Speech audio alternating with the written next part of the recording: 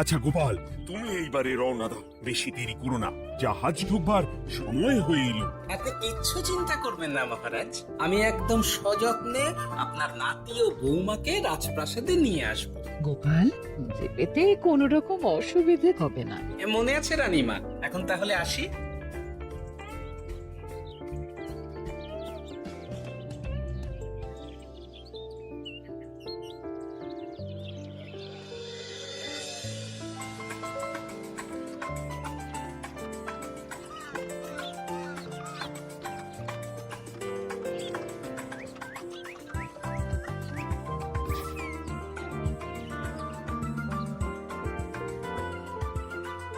এসো এসো বোমা, এসো। আরে আমার নাতি বাবু যে। বৌমা, পথে আসতে কোনো কষ্ট হয়নি তো? এইটুকু পথ আসতে কোনো রকম কষ্ট হয়নি মা। গোপাল কাকা এত ভালো যে কি বলবো। যাক যাক, গোপাল তাহলে আরো একবার আমার মান রাখলো। যতদিন গোপালের ধরে থাকবে তার প্রাণ, সে ততদিন মহারাজের রাখবে যে মান। হ্যাঁ মহারাজ, আমি থাকতে আপনি একদম চিন্তা করবেন না মহারাজ। বেশ বেশ বেশ। আমি তাহলে এখন আসি, কেমন? আরে আরে, কোথায় যাচ্ছ গোপাল? একেবারে মধ্যাহ্ন ভোজনটাও সেরে যাও। ও, ভোজনের ব্যবস্থা আছে, তাহলে তো থাকতেই হবে। ওই ভোজনের কথা শুনেই গোপালের জিভের ওজন বেড়ে গেল। তুমি থামো তো মন্ত্রী, আসলে আজ বিকেলেই আমাদের কুল গুরুদেব আসছেন। তোমরা সবাই থেকো, আজকেই নাতি বাবুর অন্নপ্রাশনের দিনটা স্থির করে নেব। বেশ তাহলে, বেশ ভালোই হলো। রোজ বাড়িতে খেতে খেতে জিভে একেবারে চড় পড়ে গিয়েছিল। বহুদিন পরে রাজবাড়ির পোলাও কোরমা খেয়ে পেট ভরাবো।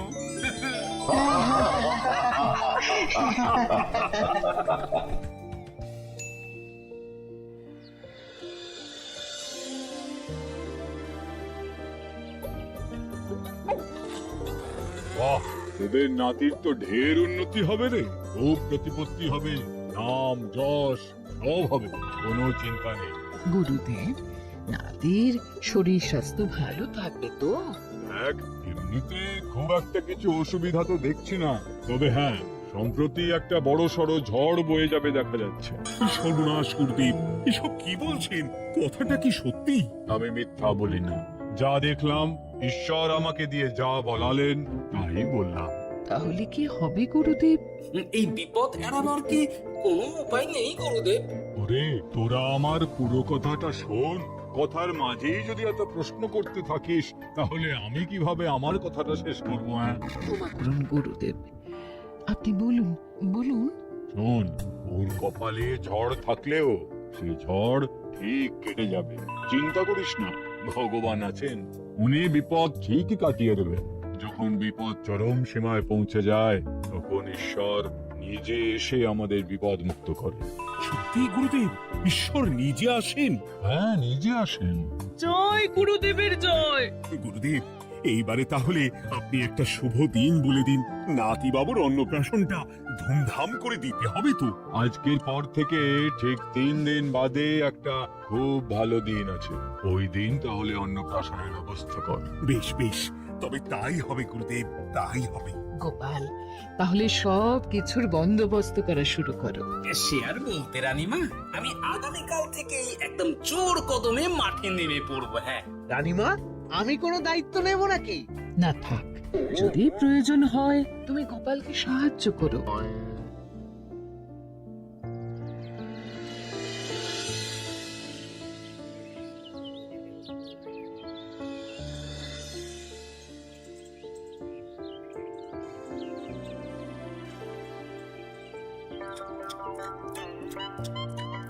অপূর্ব হয়েছে রান্নাগুলো। সুযোগ পেয়েছে, একেবারে 3 দিনের খাওয়া খেয়ে নিচ্ছে। সুযোগ কি কেউ ছাড়ে মন্ত্রী মশাই? এই আপনি বলুন না, যখনই সুযোগ পান কোষাগার থেকে একেবারে থলি ভরে ভরে মোহর সরিয়ে। থাক, মুখ বন্ধ করো, আমার ঘাট হয়েছে বলাটা। তুমি বাবু মন প্রাণ ভরে খাও, কেমন? মহারাজ, এইরকম একটা খুশির দিনেও আপনার মুখে হাসি নেই কেন? আসলে নাতি বাবু তো আর 2-1 দিন পরেই চলে যাবে, সেই কারণেই মনটা বড্ড ভারাক্রান্ত হয়ে রয়েছে। তা তো ঠিকই, আমাদের ছেলেটা আসতে পারলো না, যাও বা নাতি এলো, তাও তো এই কটা দিন কি আনন্দেই না কাটলো। আচ্ছা রানী, আমরা যদি আমাদের কাছে আরো কদিন নাতিবাবুকে রেখে দিই তাহলে কেমন হবে? মানে বৌমাকে তো ফিরতেই হবে, বিদেশে আমাদের খোকার কত কাজ বলো তো। আরে বাবা, বৌমা না হয় ফিরে গেল, নাতিবাবু কদিন আমাদের কাছে থেকে গেলে কি এমন হবে? কিন্তু দেখো না বৌমা, আমাদেরও তো একটু ইচ্ছে হয় নাতিপুতিদের নিয়ে খেলবো, আদর করব। দেখো না, ঠিক আছে ঠিক আছে, আপনাদের কাছে আমার বাবু সোনাকে রাখতে আমার কোনো চিন্তাই নেই। ব্যাস, তাহলে তো মিটেই গেল। মহারাজ, নাতিবাবুকে কদিন এখানেই রেখে দিন, আমরা সবাই আছি, ঠিক কোলে পিঠে করে তাকে সামলে নেব। বাবা বাবা, গোপাল, তোমার সব দিকে কান খোলা থাকে তাই না? মহারাজ, আমি হলাম ভাঁড়, তাই মাটির ভাঁড়ের মুখটা যেমন খোলা থাকে তেমন আমার কানটাও সব সময় খোলা থাকে, বুঝলেন?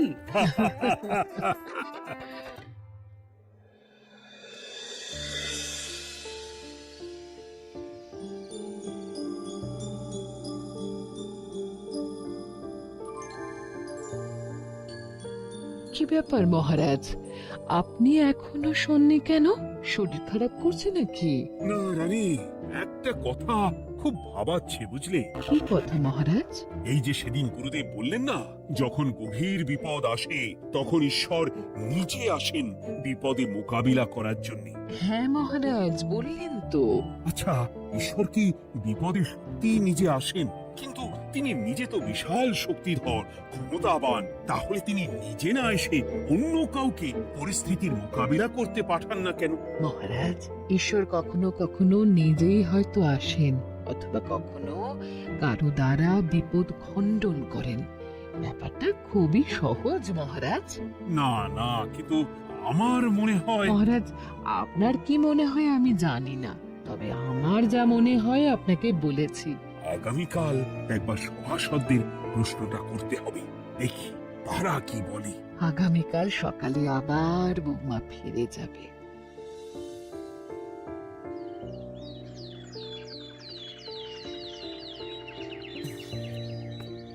আমি তাহলে আসি, আমার সন্তানকে আপনাদের কাছে কদিনের জন্য রেখে গেলাম, ওকে খুব যত্নে সাবধানে রেখে দেবেন কেমন? তুমি কোনো চিন্তা করো না মা, আমাদের নাতিবাবু একদম দুধে ভাতে থাকবে। কদিন একটু দেশের মাটিটা চিনি নিক, তারপর না হয় আবার বিদেশে পাড়ি দেবে। এই বলো সোনা।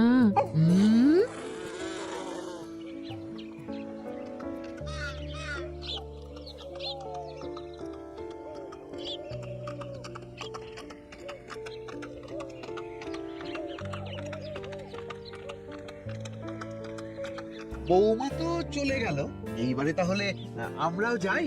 আজকেও নিশ্চয়ই বৌমার ফিরে যাওয়া উপলক্ষে রাজসভা বন্ধ থাকবে। ভুলেও এই সব কথা ভেবো না মন্ত্রী। চলো এইবারে সবাই রাজসভায় চলো, তোমাদেরকে একটা খুবই গুরুত্বপূর্ণ প্রশ্ন করব। সেরেছে, মহারাজ আবার কি প্রশ্ন করবেন ভগবান জানে। সবাই রাজসভায় এসো।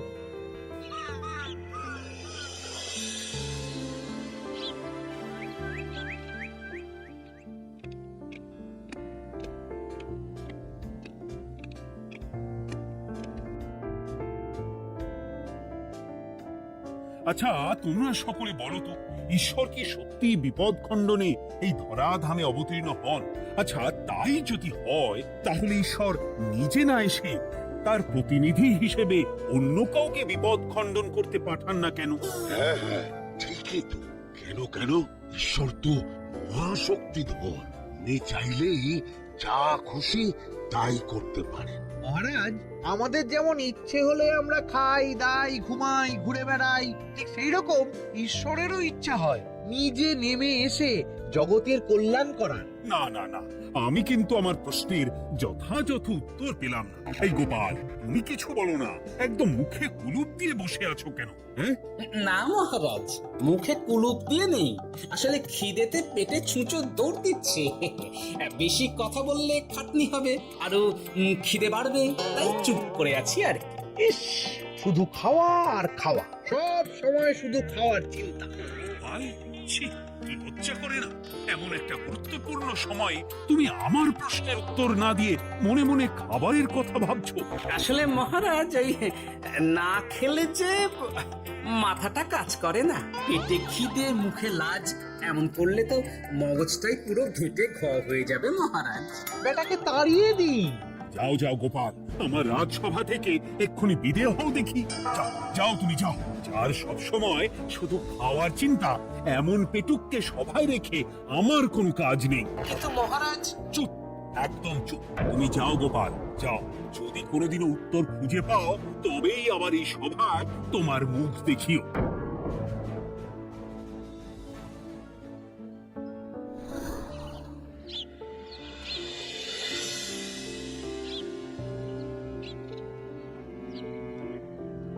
মহারাজ যে এমন সামান্য কারণে আমায় রাজসভা থেকে বার করে দেবেন ভাবতেও পারিনি। এখন কি যে করি, একে তো মাসের শেষ, সংসারে তুমুল টানাটানি। এক কাজ করি বরং, গিন্নিকে নিয়ে কদিন শ্বশুর বাড়ি চলে যায়, কদিন পায়ের উপরে পা তুলে আরাম করে আয়েশ করে দিন কাটাবো। হ্যাঁ, তাই করি।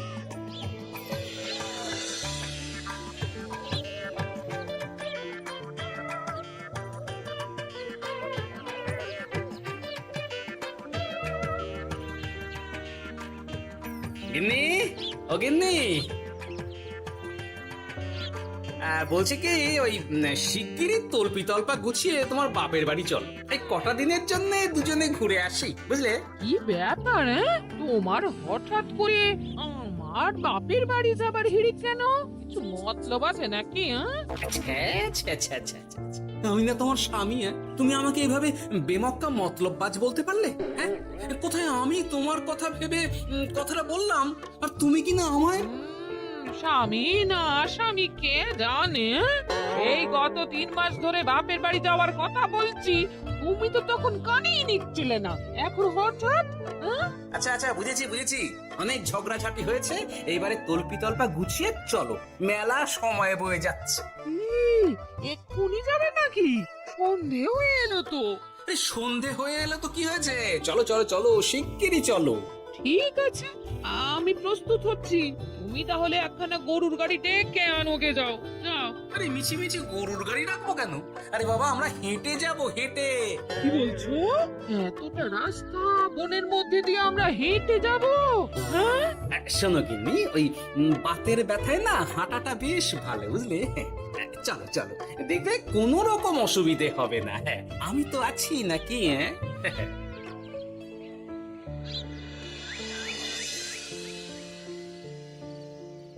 বাবা, বনটা বেশ ঘন। বলি, এই সময়ে এই বনের মধ্যে দিয়ে কেউ হেঁটে যায়? মেলা গজগজ না করে চুপচাপ এসো দেখি। ও মা গো, বাবা গো, বাবা গো, কি লাগাটাই না লাগলো গো। আরে, তোমার থেকে আমার বেশি লেগেছে, একখানা ধাক্কা মারলে। কি করবো? গিন্নি আমায় ধাক্কা মেরে ফেললো বটে, কিন্তু আজ আমি মহারাজের প্রশ্নের যথাযথ উত্তর পেয়ে গেলাম। বেড়াল ছানাটিকে বাঁচাতে কোনো কিছু না ভেবেই কিভাবে বেড়ালটা এই বাঘা কুকুরটার দিকে তেড়ে গেল। হ্যাঁ, তার মানে বিপদে পড়লে সন্তানকে বাঁচাতে না, আমাকে এক্ষুনি একবার রাজপ্রাসাদে যেতে হবে, রানীমার সঙ্গে কথা বলতে হবে। আরে আরে আরে আরে, ওদিকে কথা চললে গো? ওদিকে তো তোমার শ্বশুর বাড়ি নয়? আরে বাবা, আমার নয়, তোমার শ্বশুর বাড়ির দিকেই আবার যাচ্ছি, বুঝলে? তার মানে আমরা আর যাবো না? না না, পরে যাব, তাড়াতাড়ি এসো দেখিনি। এ কি রে বাবা, লোকটার মাথাটা কি গেছে নাকি? কখন যে কি করছে নিজেরই ঠিক নেই, চত্বর সব।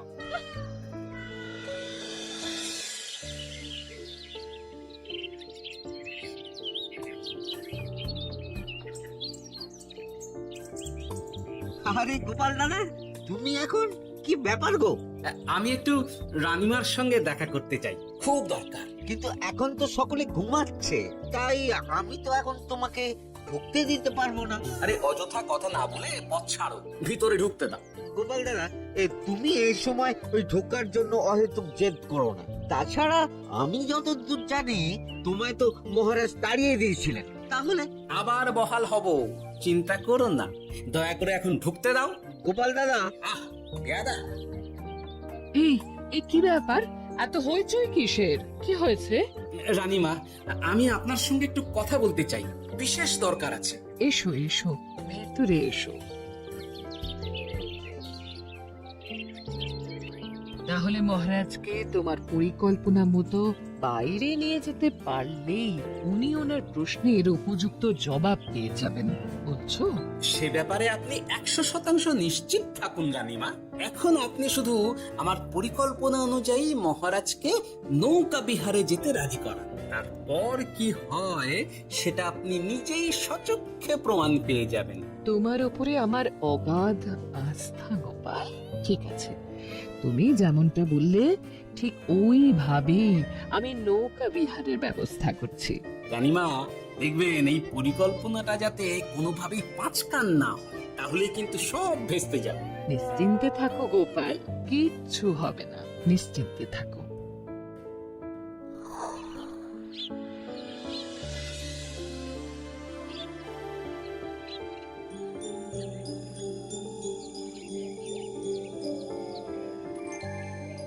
মহারাজ আবার বেজার ভোগ করে গেছেন। কি করব? আমি এখনো যে আমার প্রশ্নের উত্তর খুঁজে পাইনি। এইভাবে আপনি আর কতদিন মুখ ভার করে বসে থাকবেন শুনে? কি জানি, কিছুই আর ভালো লাগে না যে। বলছি শুনুন না মহারাজ, নাতিকে নিয়ে চলুন না, আমরা একটু নৌকা বিহারে যাই, তাহলে ওরও ভালো লাগবে আর আপনার মনটাও বেশ অন্যরকম হবে। ঠিক আছে, তাহলে চলো একটু নৌকা বিহার করে আসি।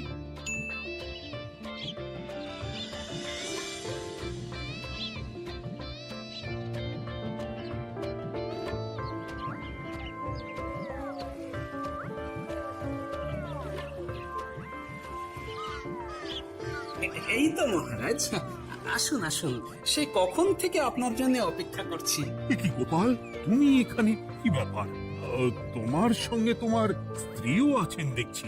মহারাজ, কতদিন আপনাকে দেখিনি বলুন তো, তাই আজকে একদম সস্ত্রীক চলে এলাম। চলুন চলুন, সকলে মিলে নৌকো বিহার করে আসি। কিন্তু আমি তো তোমাকে তাড়িয়ে দিয়েছিলাম, তারপরেও তুমি। মহারাজ, অনেক তো হয়েছে, এখন এইসব কথা ছেড়ে নৌকোতে টুকুস করে উঠে পড়ুন দেখি। কিন্তু মহারাজ অযথা দেরি করবেন না, চলুন উঠে পড়ুন।